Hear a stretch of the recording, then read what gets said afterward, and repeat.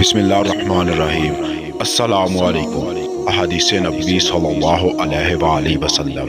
نبی کریم صلی اللہ علیہ وآلہ وسلم نے فرمایا کہ جو شخص اس حالت میں مرے کہ کسی کو اللہ کا شریک ٹھہراتا تھا تو وہ جہنم میں جائے گا، اور میں یہ کہتا ہوں کہ جو اس حال میں مرا کہ اللہ کا کوئی شریک نہ ٹھہراتا ہو وہ جنت میں جائے گا۔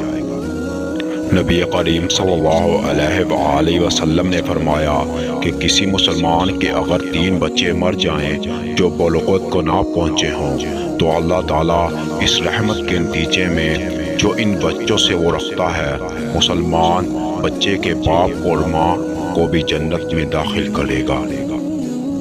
نبی کریم صلی اللہ علیہ وآلہ وسلم ایک عورت کے پاس سے گزرے جو ایک قبر پر بیٹھی ہوئی رو رہی تھی۔ آپ صلی اللہ علیہ وآلہ وسلم نے اس سے فرمایا کہ خدا سے ڈر اور صبر کر۔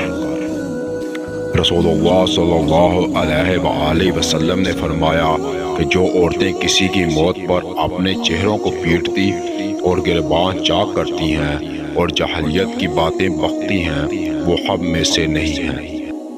رسول اللہ صلی اللہ علیہ وآلہ وسلم نے فرمایا جو شخص کسی میت پر اپنے رخسار پیٹے، گریبان پھاڑے اور عہد جاہلیت کی سی باتیں کرے وہ ہم میں سے نہیں ہے۔